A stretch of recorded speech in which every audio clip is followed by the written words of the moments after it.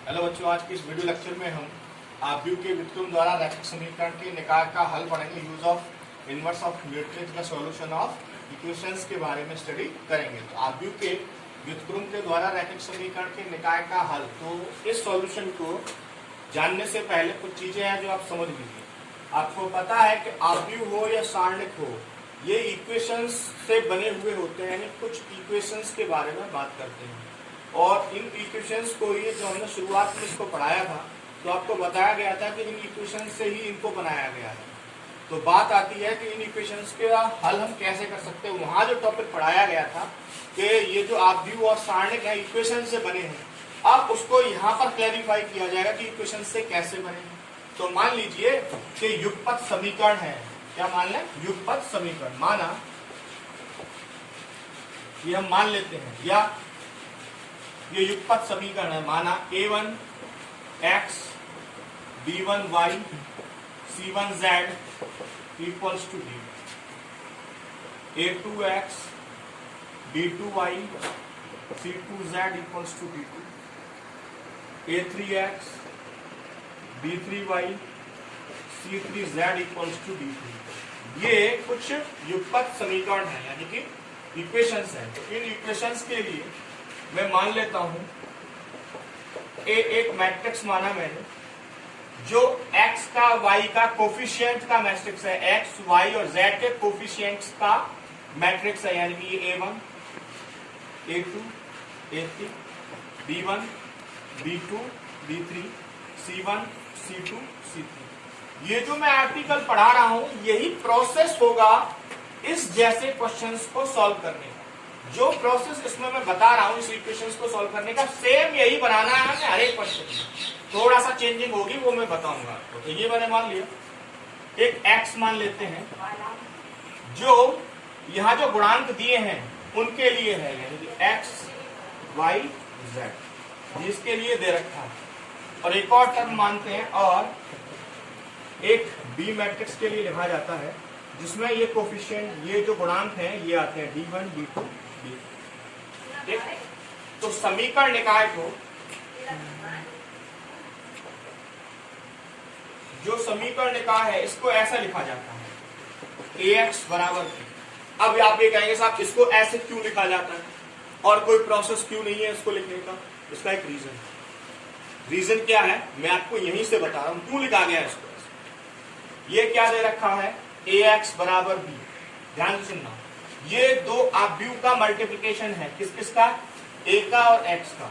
जब हम दो आव्यूह का मल्टीप्लाई करते हैं तो उसमें बताया जाता है फर्स्ट रो का फर्स्ट कॉलम के साथ, फर्स्ट रो का सेकंड कॉलम के साथ, फर्स्ट रो का थर्ड के साथ, फिर उसके बाद सेकंड रो का फर्स्ट के साथ, फिर सेकंड का सेकंड के साथ, फिर थर्ड का सेकंड का थर्ड के साथ। इस तरह से मल्टीप्लाई पढ़ा था हमने। तो इसमें जो बच्चों बात कर रहे हैं ax यानी कि मल्टीप्लिकेशन की, इन दो मैट्रिक्स का गुणा कर दीजिए। अब मैं इन दो मैट्रिक्स का आपको गुणा करके बता रहा हूं। फर्स्ट रो है, इसमें एक ही कॉलम है। जब हम इसका मल्टीप्लाई करेंगे, a1x b1y और c1z इक्वल्स टू क्या है, b, और b इक्वल्स टू क्या है, b1। देखो यही इक्वेशन आ रही है नहीं? तो इसलिए इस प्रोसेस को हम ऐसे लिख सकते हैं, यानी कि जो मैट्रिक्स बनाए हैं उस मैट्रिक्स को एक फॉर्म में लिखना होता है, जो फॉर्म ये है।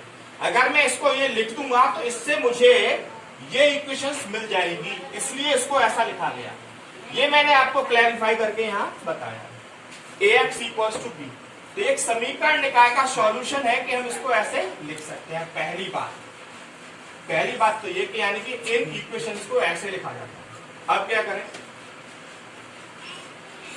दोनों ओर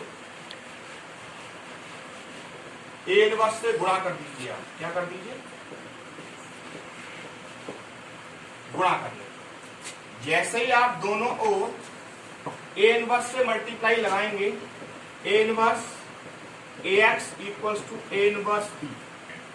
ठीक, एक ब्रैकेट में ले लीजिए a इनवर्स a, x बराबर a इनवर्स b। तो a inverse into a i होता है, क्या होता है, i। ये मैं आपको पढ़ा चुका हूं, बराबर a इनवर्स b। और i का अगर आप किसी मैट्रिक्स में गुणा करें मल्टीप्लाई, तो वो मैट्रिक्स होता है जिसमें हम गुणा कर रहे हैं। तो आई का किसमें हो रहा है? ए में, तो क्या आएगा इससे? ए आएगा। ठीक, तो इसका जब सॉरी एक्स आएगा, ये एक्स लिखा हुआ है एक्स, तो आई का किसमें मल्टीप्लाई कर रहे हैं? एक्स में, तो एक्स का जब हम मल्टीप्लाई करेंगे, एक्स में जब आई का मल्टीप्लाई करेंगे क्या आएगा? एक्स आएगा, ए इनवर्स बी। ये इसका सॉल्यूशन है। यानी कि हमें ये लिखना है, इसको हम ऐसे लिख सकते हैं, और जब ये इक्वेशंस दे रखी हो तो हमें इस कंडीशन की हेल्प से x का y का z का मान कैलकुलेट करना है। और x का y का z का मान कैलकुलेट करने के लिए सबसे पहले हमें a इनवर्स चाहिएगा। a इनवर्स निकालना हम सीख चुके हैं, उसका मल्टीप्लाई b में कर देंगे और कंपेयर कर देंगे, जिससे x, y और z की वैल्यू यानी कि इस मैट्रिक्स के टर्म की जो वैल्यू है वो हम कैलकुलेट कर सकते हैं। ये प्रोसेस है समीकरण को सॉल्व करने का। किसके लिए? इनवर्स के लिए। पहली बात तो ये। अब इसी प्रोसेस में कुछ चीजें वो पूछता है जिनके बारे में मैं यहाँ बात करूंगा कि कंसिस्टेंट और इनकंसिस्टेंट क्या होता है, तो उसके बारे में बात करेंगे। आप इसको पॉज करके नोट कर लीजिएगा। सबसे पहली बात हमें कैलकुलेट क्या करना है? x बराबर ए इनवर्स बी। इस मैट्रिक्स को ऐसे लिख सकते हैं जिससे हमें ये मिल जाए। ठीक, तो हमारा मेनली कहां से शुरू होगा? इससे इक्वेशन ये बना देंगे और उनके बाद इसको कैलकुलेट करेंगे, सीधा यहां से शुरुआत करेंगे। ये तो मैंने एक प्रोसेस बनाया है आपके, एक तो स्टडी करिएगा जरा, तो बात करते हैं उसके बारे में। इसे पॉज कर। एंड एक यूनिक सॉल्यूशन होगा। क्या होगा? यूनिक सॉल्यूशन, यानी जो सिस्टम है इज ऑलवेज कंसिस्टेंट होगा, हमेशा कंसिस्टेंट होगा। कब? जब डिटरमिनेंट नॉट इक्वल टू 0 होगा, और उसका जो सॉल्यूशन होगा वो यूनिक होगा। सबसे पहली बात केस फर्स्ट में। अब बात आती है कि केस सेकंड क्या है। अब जो सेकंड केस है, सेकंड केस क्या कह रहा है? सेकंड केस में जो हम बात कर रहे हैं, अगर determinant of A equals to 0 है तो इसकी दो पॉसिबिलिटीज होंगी। कितनी होंगी? दो। यानी कि adjoint of A into B ये नॉट इक्वल 0 होगा। पहली बात, इसमें जो कंडीशन है इसमें है adjoint of A dot B equals to 0, यानी कि adjoint of A dot B not equals to 0 है और adjoint of A dot B equals to 0 है। अगर ये है तो इसका मतलब है सिस्टम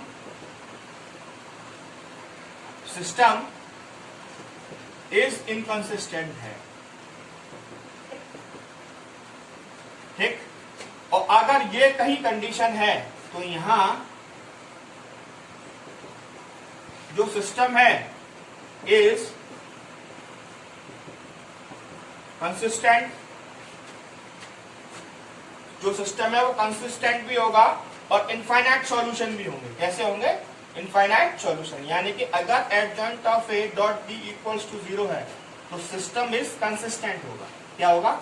सिस्टम इज कंसिस्टेंट। अगर सिस्टम इज कंसिस्टेंट होगा तो इसमें दो कंडीशन होंगी, एक तो इनफाइनाइट और एक होगा नो सॉल्यूशन।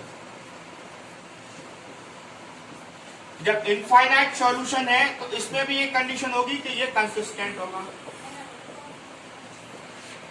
और जब नो सॉल्यूशन है तो ये इनकंसिस्टेंट होगा। इस तरह से हम इसको डिफाइन कर सकते हैं। यानी कि केस सेकंड में adjoint dot B not equal to 0 है तो सिस्टम इज इनकंसिस्टेंट होगा। अगर adjoint A dot B equals to 0 है तो सिस्टम इज कंसिस्टेंट होगा। और इसमें इनफाइनाइट और नो सॉल्यूशन दो तरह के होंगे, या तो इनफाइनाइट होगा या नो सॉल्यूशन होगा। अगर इनफाइनाइट है तो वो कंसिस्टेंट होगा, अगर वो नो सॉल्यूशन है तो वो इनकंसिस्टेंट होगा। ये सेकंड केस की पॉसिबिलिटी है। आप इसको ब्रेन में रखिएगा। और मैंने दोनों कंडीशंस बता दी हैं। अब थोड़ा सा एक्सरसाइज में बात करेंगे कि कंसिस्टेंट और इनकंसिस्टेंट को कैसे कैलकुलेट करते हैं। क्वेश्चन नंबर 1 to 6 जो एनसीईआरटी में दिया है उसमें यही पूछा है कि कैसे इनको कैलकुलेट करना है, कंसिस्टेंट और इनकंसिस्टेंट के बारे में। तो जरा चेक करते हैं कि कौन सा कंसिस्टेंट है और कौन सा नहीं। तो क्वेश्चन नंबर फर्स्ट को सॉल्व करते हैं। इसने ये पूछा है क्वेश्चन नंबर 1 to 6 में कि कौन सा संगत है और कौन सा असंगत है। तो इस सिस्टम को हमने बहुत पहले सॉल्व किया था। दो इक्वेशंस थी, इनको एक एलिमिनेशन मेथड से सॉल्व कर सकते हैं या वज्रगुणन खंड विधि से सॉल्व कर सकते हैं। हमने छोटी कक्षाओं में इनको स्टडी किया है, लेकिन यहाँ जो है इसको सारणिक आव्यूह के विधि से इसको हल करना है। तो सबसे पहले आपको पता है ax बराबर b है, तो a बनाना है। a का मतलब है यहाँ जो कोफिशिएंट यानी गुणांक जो है 1 2 2 3, फिर क्या बनेगा x बनेगा। x का मतलब है कितने वेरिएबल्स यूज किए गए हैं, आपको पता है x और y। फिर उसके बाद में b बनेगा, b का मतलब है कितना, ये गुणांक है इसके 4 और, ठीक। अब आपको करना क्या है, आपको पता है इनको कैसे लिखा जाता है, ax बराबर b, ये हमने पढ़ा था, ठीक। अब आपको करना क्या है, तथा आप पहले डिटरमिनेंट चेक कर लीजिए, यानी कि 1 2 2 3। जब मैं इसका डिटरमिनेंट चेक करूंगा तो 3 एकम 3 माइनस 4, आपको पता है -1 बनेगा, यानी कि डिटरमिनेंट नॉट इक्वल टू 0 है। तो ये केस फर्स्ट में आ गया, किसमें आ गया, केस फर्स्ट में। जब डिटरमिनेंट नॉट इक्वल टू 0 होता है तो वो संगत होते हैं। कैसे होते हैं, संगत। अतः समीकरण निकाय संगत है तथा इसका कैसा है, अद्वितीय हल है। आपको क्वेश्चन नंबर 1 to 6 में केवल इतना ही करना है, आप आसानी से कर सकते हैं। 6 को और मैं ये छोटा सा है तो मैं यही लगा देता हूं क्वेश्चन नंबर 6 को। तो क्वेश्चन नंबर 6 में दिया है 5x minus Y plus 4z equals to 5, उसके बाद 2x plus 3y plus 5z equals to 2, 5x minus 2y plus 6z equals to -1। तो आपको पता है पहले a बनाना है। a के लिए क्या आएगा, 5 2 5 और -1 3 -2 4 5 6। फिर x बनाना है, आपको कितने वेरिएबल यूज कर रहा है, x y और z को। फिर आपको b बनाना है, b के लिए क्या क्या है, 5 2 -1। अब करना क्या है, अब आपको पता है समीकरण निकाय को कैसे लिख सकते हैं, समीकरण निकाय को ऐसे लिखा जा सकता है ax बराबर b। इसके लिए आप पहले डिटरमिनेंट चेक करिए। डिटरमिनेंट के लिए इस वैल्यू को डिटरमिनेंट में रखिए, 5 2 5 -1 3 -2 4 5 6 और डिटरमिनेंट चेक कर दीजिए। तो 5 छेतिया 18 प्लस का 10 प्लस का 1 चौदूनी 12 माइनस का 25 प्लस का 4 2 दूनी 4 और 5 तिया 15। तो 18 और 10 28 हो गया। 5 गुणा 28 प्लस का 1 गुणा माइनस का 13 प्लस का 4 गुणा माइनस का 19। तो 5 8 40 5 दूनी 10 और 4 14 माइनस का 13 और 19 चौक 76। 140 माइनस 6 और 3 9 7 और 1 8।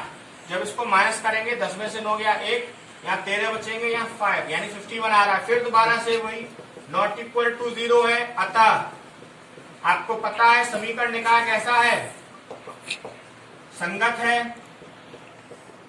तथा इसका क्या है, अद्वितीय हल है।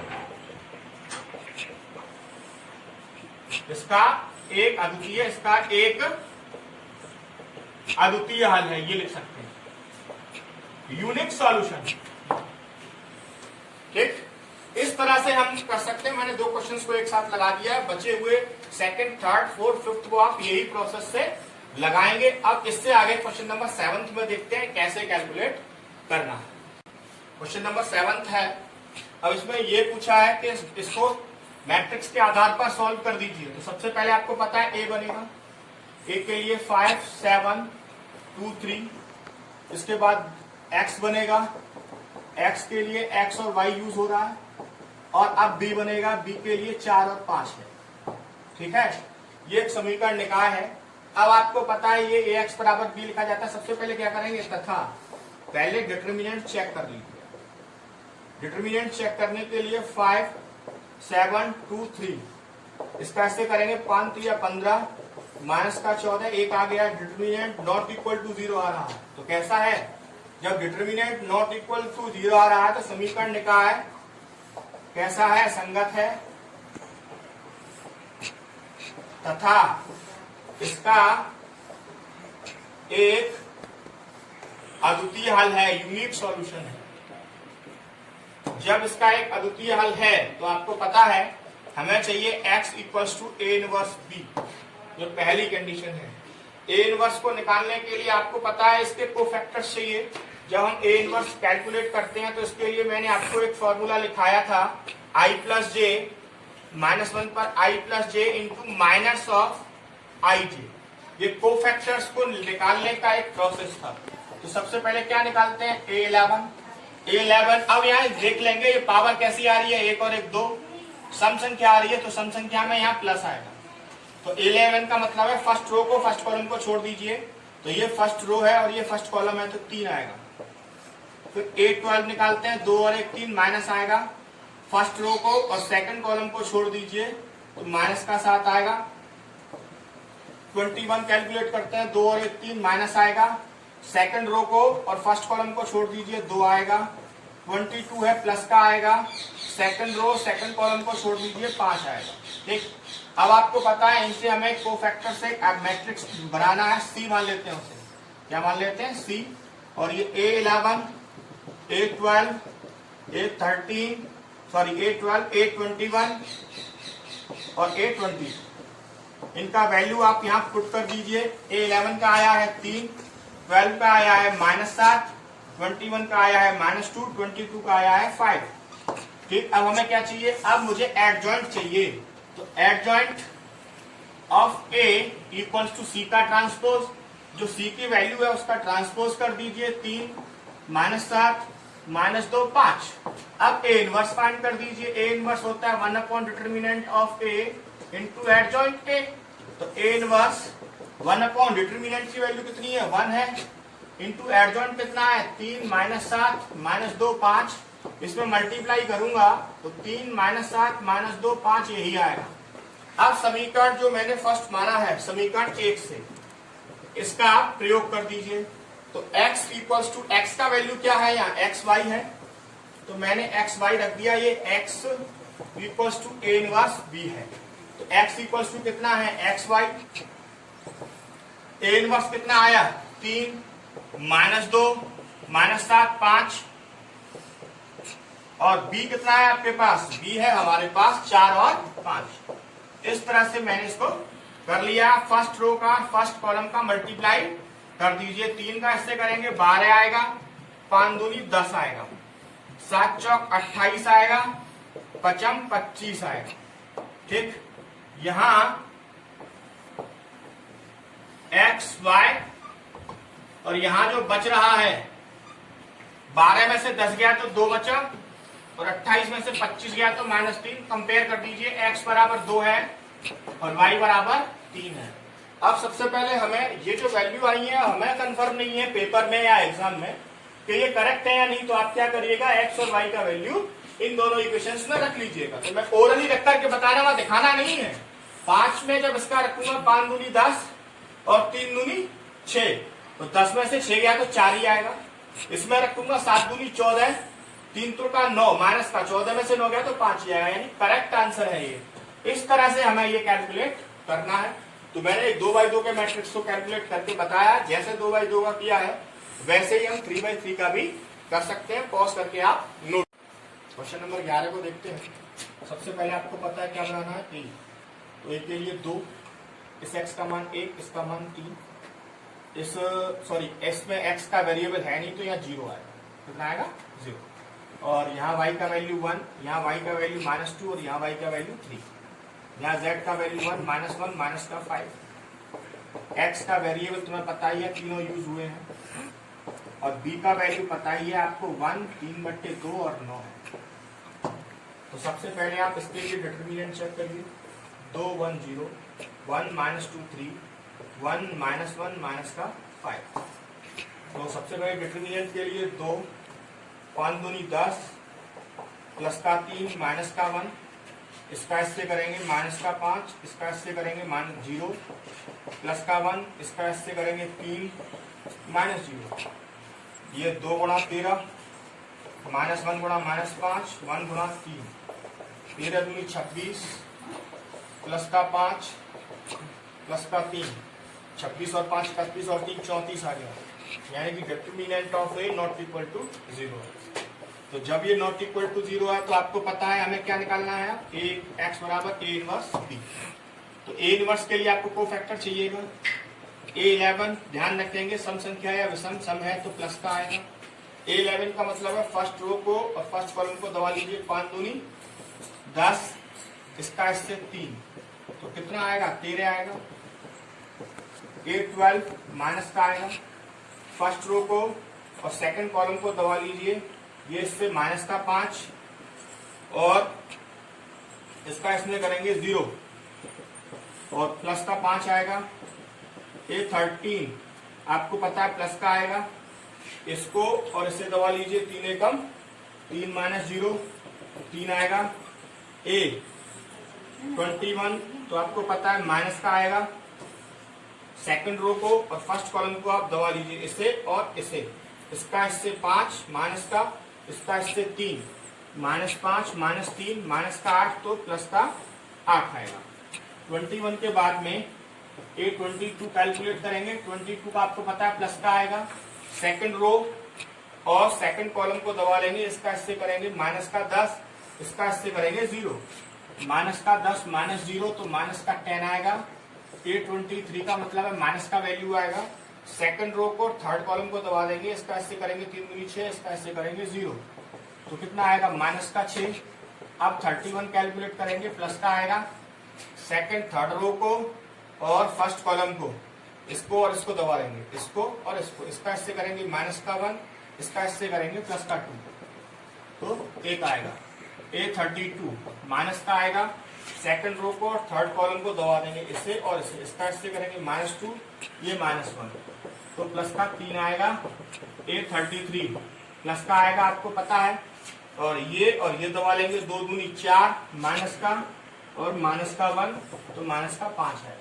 अब एक मैट्रिक्स मान लेते हैं जिसमें इनके वैल्यूज को रखेंगे। सबसे पहले क्या आता है, A11 13 हो गया, A12 5, A13 3, A21 8, A22 minus का 10, A23 माइनस का 6, A31 1, A32 प्लस का 3 और A33 माइनस का 5। क्या चाहिए हमें, एडजॉइंट चाहिए। एडजॉइंट ए तो सी का ट्रांसपोज कर दीजिए, जो रो है उनको कॉलम में कन्वर्ट करिए और जो कॉलम है उनको रो में कन्वर्ट करिए, ये आ गया। इस तरह से इसको कैलकुलेट कर सकते हैं। अब हमें चाहिए क्या, हमें ए इनवर्स चाहिए। क्या चाहिए, ए इनवर्स क्या होता है, 1/डिटरमिनेंट of A into adjoint of A. तो डिटरमिनेंट की वैल्यू कितनी है, 34 है, तो 1/34 और इसका वैल्यू कितना है 13, 5 3 8 -10 -6 1 3 -5, ये ए इनवर्स का वैल्यू आ गया। अब मैं एक तरफ से मिटा दूंगा और इसको आगे के सॉल्व के लिए लिखेंगे, आप पॉज करके इसको नोट कर लीजिए। तो इसके बाद समीकरण 1 से, समीकरण 1 x बराबर ए इनवर्स बी है, तो ए इनवर्स का x का वैल्यू कितना है आपके पास, x का वैल्यू है x y और z। ए का वैल्यू कितना है ए इनवर्स का, ए इनवर्स का 1/34 13 5 3 8 -10 -6 1 3 -5 और इसके बाद में जो b का वैल्यू है वो b का वैल्यू है 1 3/2 9। अब क्या करना है, अब आपको इसका सॉल्व लिखना है बस। आप चाहें तो इसमें भाग दे दीजिए, ठीक है, या 1/34 को बाहर रखिए और एलसीएम लेने के लिए और इसका फर्स्ट रो से फर्स्ट कॉलम से गुणा कर दीजिए, क्योंकि वो तो इसके नीचे आएगा 13/34 8/34 1/34। जब आप गुणा करेंगे तो वो 34 तो ऐड हो जाएगा नीचे, तो 1/34 को मैंने ऐसे ही रखा है, फर्स्ट रो का फर्स्ट कॉलम के साथ गुणा कर दिया है 13, 8 दिया 24, ठीक है, 24 में 2 का मैं भाग दूंगा, कितना आएगा 8 या 24, 24 में 2 का देंगे तो 12 प्लस का 9, ठीक। इसके बाद इसका इससे करूंगा 5, 10 में इसका करूंगा माइनस का 5, माइनस का 15 और 9 तिया 27, इसका करूंगा 3, माइनस का 3, 3 त्रिका 9 और माइनस का 45। तो 1/34 चल ही रहा है। अब जरा 9 और 2 11, 11 और 3 14, बचा कितना 1 1 2 3 34 हो गया, ठीक है। 27 और 5, 27 में से 15 को घटा दीजिए, 12 बचेंगे, 12 और 5 17 हो गया, ठीक। उसके बाद में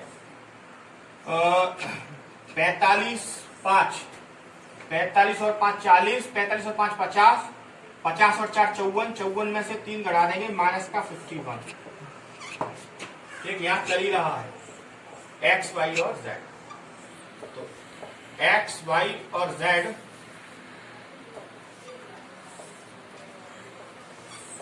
चौंतीस का अंदर भाग दे दीजिए, 1/2, 51/34 माइनस का 17 × 51, 17 दूनी 34, 17 से काट दिया है। x बराबर 1 आएगा, y बराबर 1/2 आएगा और z बराबर माइनस का 1/3 आएगा। यही इसके सॉल्यूशंस हैं जो मैंने यहाँ लिखे हैं। इस तरह से हम इसकी वैल्यू को कैलकुलेट कर सकते हैं। x बराबर 1, y बराबर 1/2 और z बराबर माइनस का 3/2। इस तरह से आप इसको हल कर सकते हैं। तो क्वेश्चन नंबर 16 में उसने कहा है 4 किलोग्राम प्याज, 3 किलोग्राम गेहूं और 2 किलोग्राम चावल का मूल्य। तो माना प्याज का जो मूल्य है, प्याज का उसने कहा है प्याज का मूल्य x रुपए, और प्याज के बाद उसने कहा है गेहूं का मूल्य y रुपए, और तीसरा दिया है जो चावल का मूल्य है वो z रुपए प्रति किलोग्राम है, किलोग्राम में दिया है।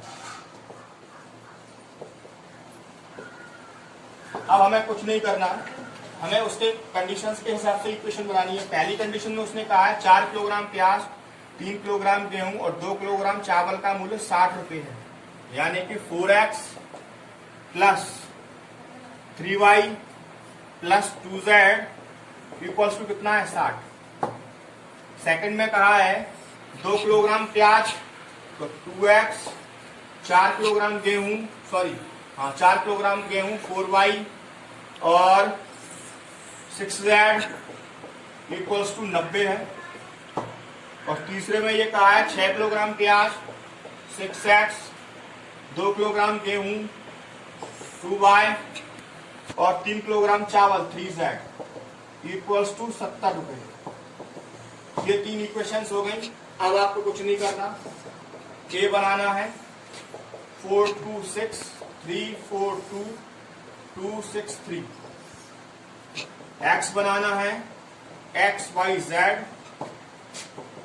b बनाना है 60 90 70, और आगे का आपको प्रोसेस पता है x equals to a inverse b का हेल्प लेकर के इसको सॉल्व कर देना है, x y और z की वैल्यू कैलकुलेट कर लेते हैं। इस तरह से आज मैंने इस एक्सरसाइज का ऐड कर दिया, आप आसानी से इसको कर सकते हैं। अगर आपको कोई प्रॉब्लम आ रही है तो आप मुझे कमेंट बॉक्स में लिख सकते हैं और अगले दिन हम उसके सॉल्यूशन के बारे में जरूर बात करें।